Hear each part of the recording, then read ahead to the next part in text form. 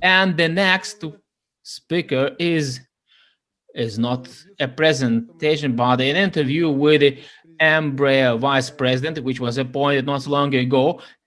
This is a new vice president for EMEA region. Oh, yes, we are ready to start the interview. Good morning, Cesar. Hello. Can you hear me?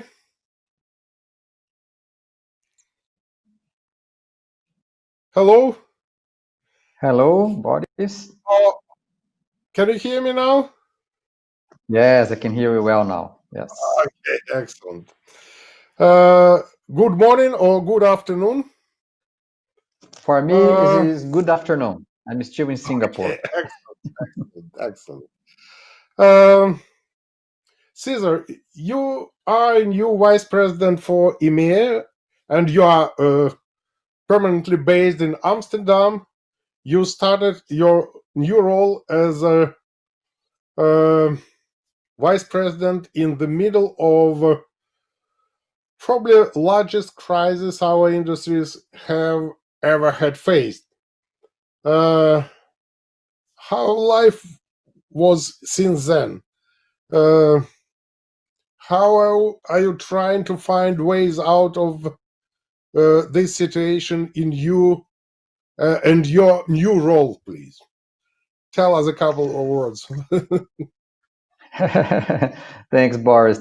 First of all, thanks for having me. It's a pleasure to participate here in this conference. I'm very happy to be here with you. That's right. So I started in this new role as the vice president for Europe, Middle East, Africa, Russia, and Central Asia. Before I was vice president for Asia Pacific region. I'm still in Singapore, as I mentioned before, because during the COVID times it's difficult to relocate. I'm still in Singapore, but I'm relocating to Amsterdam next month, hopefully. Of course, it's a challenging during this period. It's a very challenging time, but we have a very talented team and very diverse team that helps a lot with the transition, right? So the team, they are already in touch with customers. They have good relationships. That of course makes my transition very smooth and very easy. So this is the positive side of having a very diverse, multicultural and talent team. Of course, our business is traveling, right? We are in the travel industry. We want to go back and travel again. We want to be in touch with customers, but we have to be patient a little bit. And during this period, of course, the technology helps. We are here just connect with so many people virtually. I'm a believer that the virtual the technology or the virtual world won't replace the physical event. I think is an addition. They will coexist in the future, but it makes our life easier for the time being, right? But we have good news. Believe so by spring or so, maybe we'll see a vaccine and we can be back to normal again. Yeah, that's true, and I hope that will happen that way. And we do, all of us has got a lot of hope related to vaccine. Hopefully that will happen.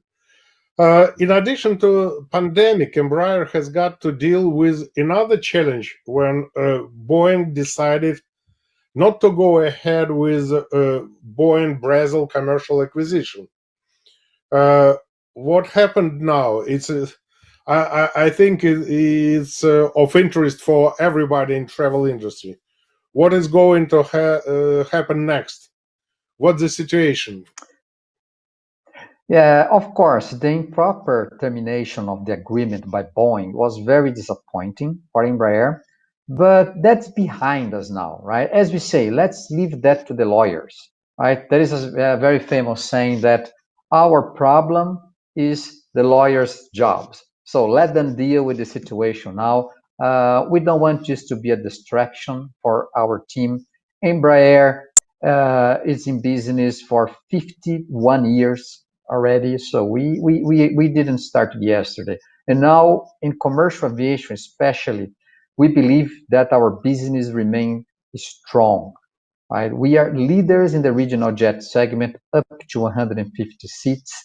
We also believe that the segment is showing a greater resilience and bouncing back faster in the COVID era and after as well, post-COVID, will be a very relevant segment. To be honest, we are extremely positive with our segment, right? With the regional jets going forward, because we have delivered already 1,600 jets worldwide before COVID. But now, when we see an increasing importance of the right sizing, of better matching capacity to demand, of being better prepared for crisis, we see an increasing relevance of our segment. So we are very positive about the future of commercial aviation, and Embraer is now even more efficient than before. We are here resilient, we are strong, and I'm very confident we will have a very bright future ahead. Yeah, it's absolutely correct. And with all uncertainties, we know that initial side of recovery in air transport happened exactly in domestic travel, and to a great extent in regional segment. We will discuss today and tomorrow a lot about that, but it's absolutely obvious that both in China and in Russia, domestic regional travel is actually a sort of lifesaver for air transport industry. It couldn't be a big revenue generator, but at least regional traffic allows airlines to keep afloat, I would say, to continue operation, to keep people busy.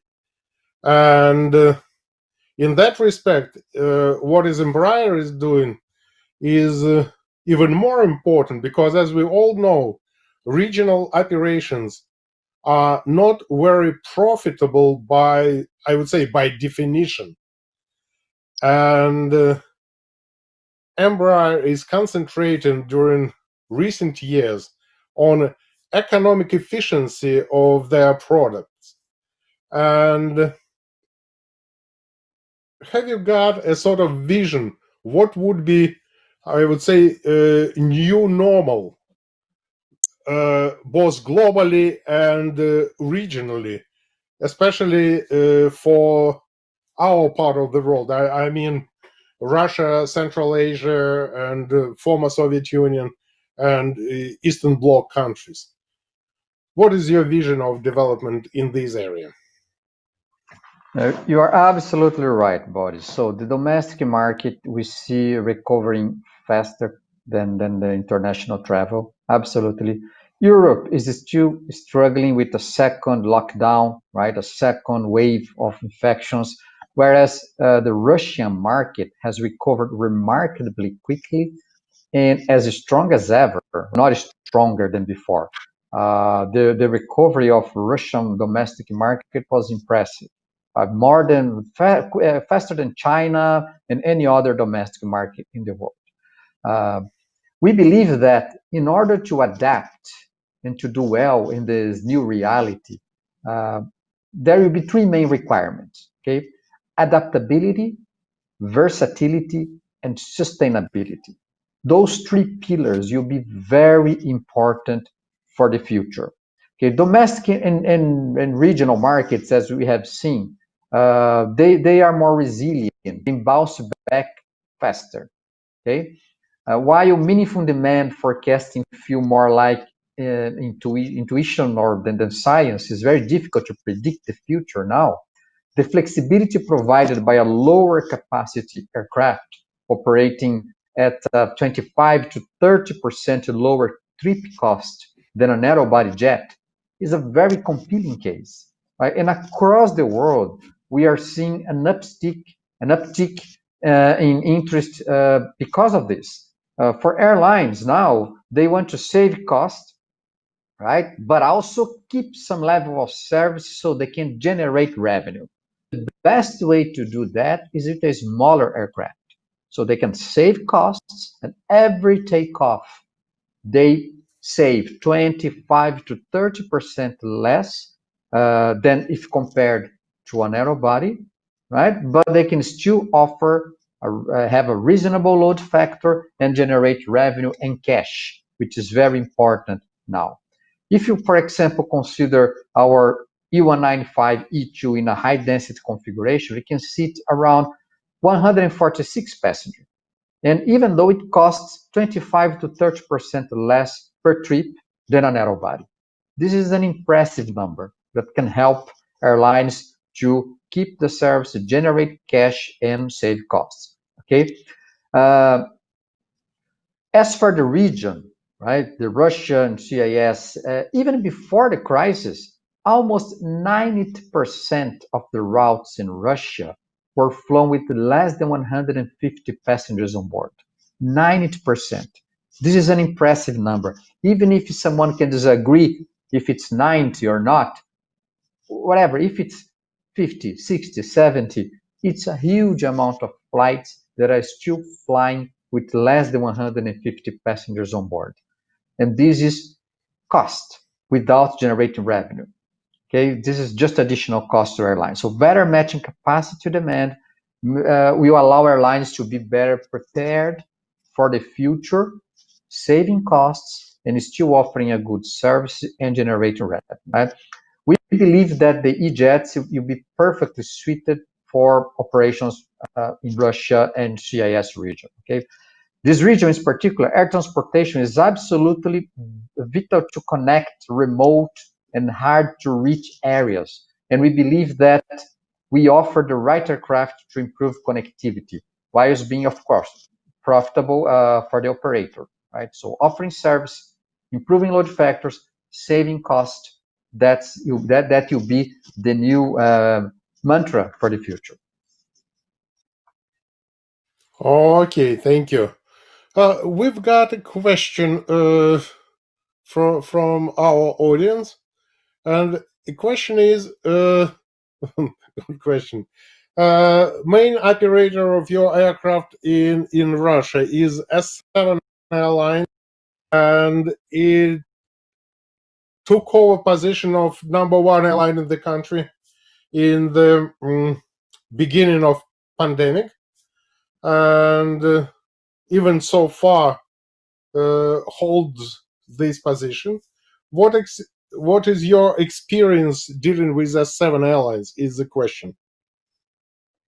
Wow, that's right. The best experience possible. So it's a great airline.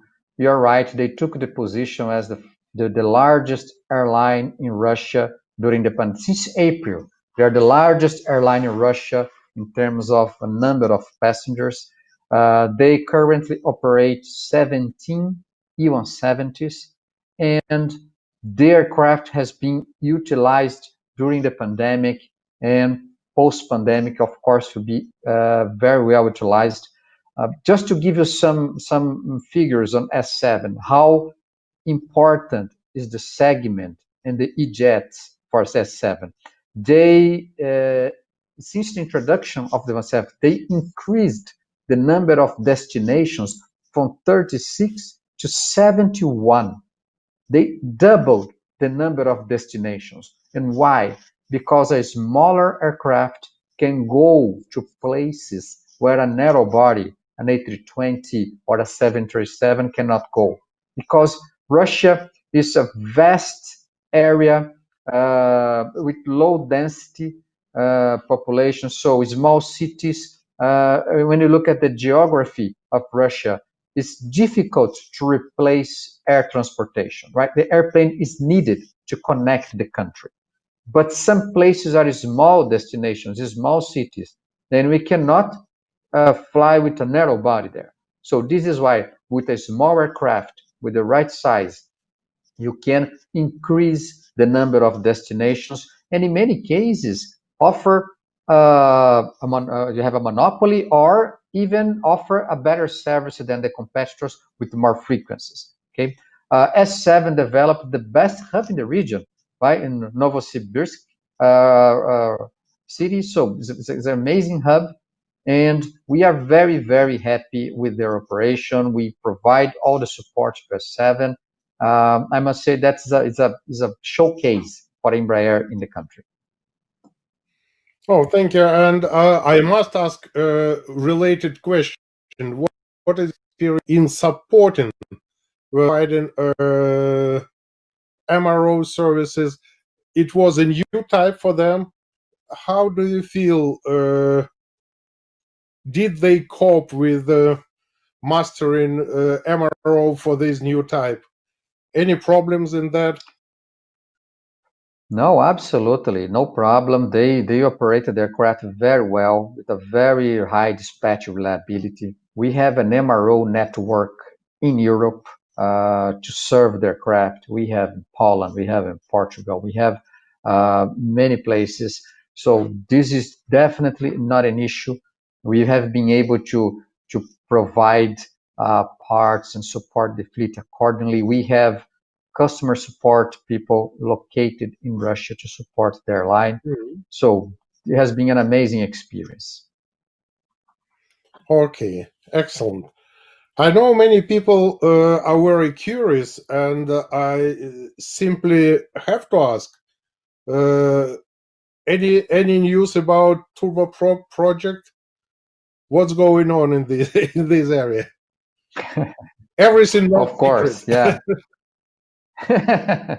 Of course, yes. It's no secret that for some time now we have been looking at the turboprop market.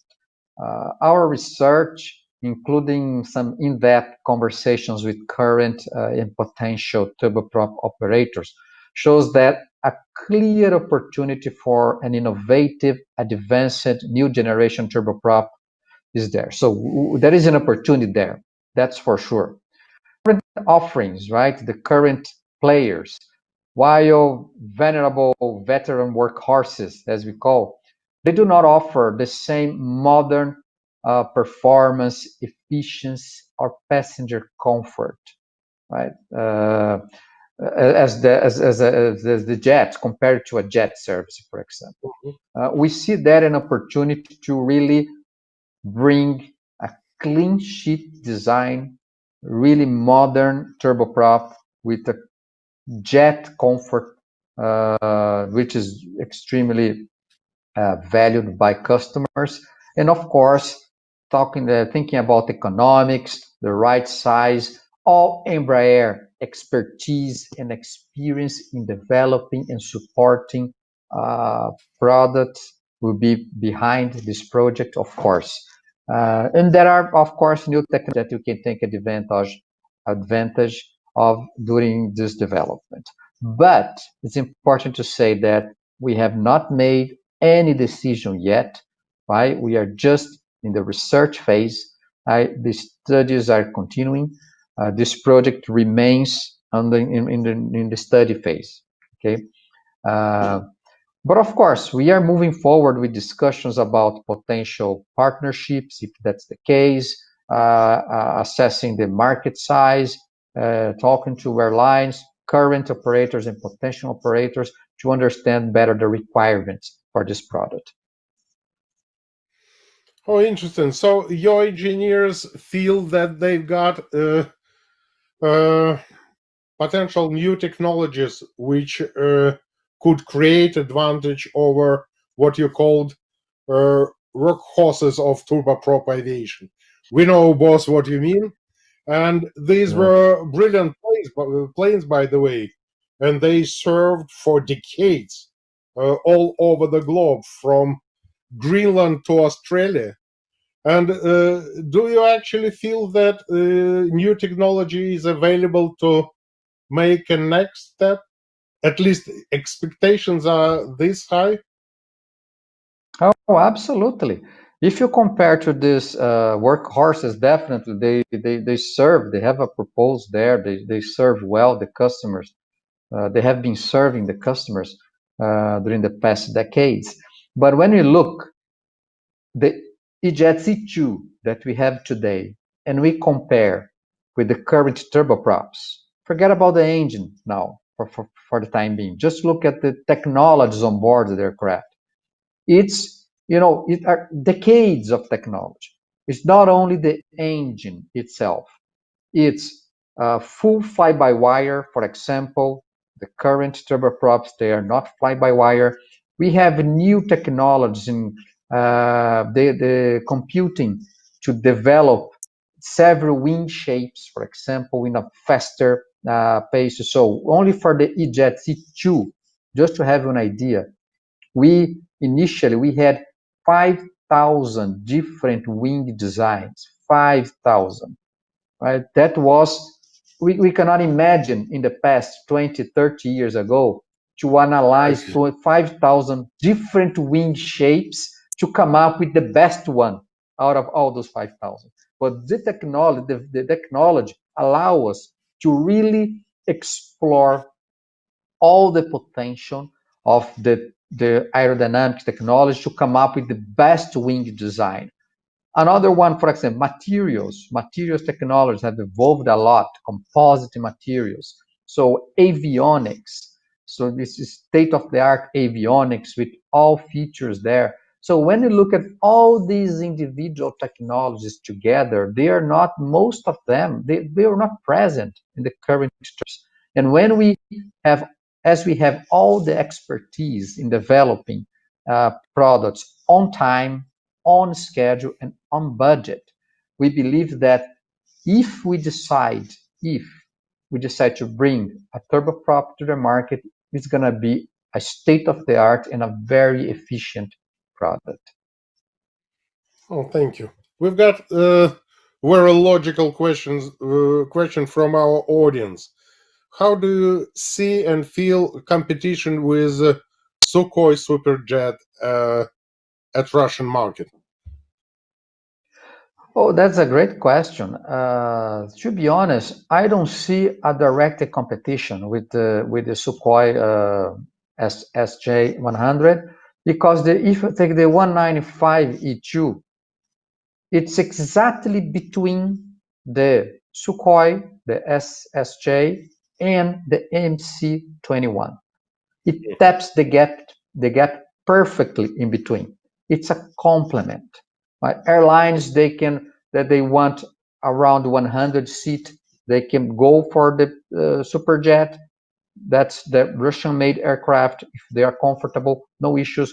If they want a narrow body, they can go for MC-21 or any other narrow bodies in the market. There is still a gap between 100 and 150 seats that the E2, the 195 E2 especially, is designed exactly to tap this gap.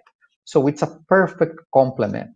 I don't see those products competing head to head. I think they can perfectly coexist in the market and bring the most efficiency and economics to airlines that want to better match capacity to demand.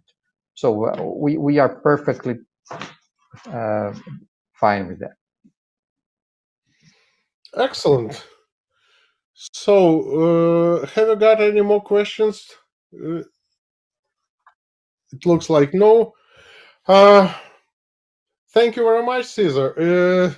And have a good sales and good profit hunt in our territory with your beautiful, innovative aircraft.